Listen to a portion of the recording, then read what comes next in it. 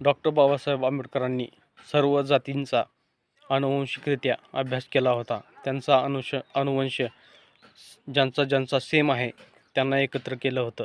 पण D Y Chandrachud यांचं म्हणणं होतं की आनुवंशिकरित्या SC मधील जाती ह्या एकसारख्या नाहीत, अ ब क ड करता येईल. पण हा सर्वोच्च न्यायालयाच्या कायदा सुव्यवस्थेच्या आड लपून एक विषमतावादी धोरण आपल्याला दिसून येतं. मित्रहो, अ ब क ड महाराष्ट्रामध्ये जर करण्यात आलं तर जी जात लोकसंख्येने जास्त आहे तिला त्याचा फायदा होतो.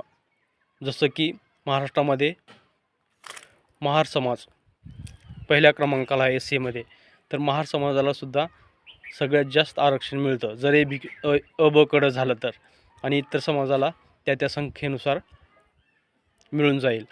पण प्रश्न असा आहे की डॉक्टर बाबासाहेब आंबेडकरांनी SC आणि STसाठी आरक्षणाची तरतूद केली आणि OBCसाठी म्हणजे इतर मागास प्रवर्ग कोण आहेत हे जाणून घेण्यासाठी समिती नेमावी असा उल्लेख कलम 39 आहे.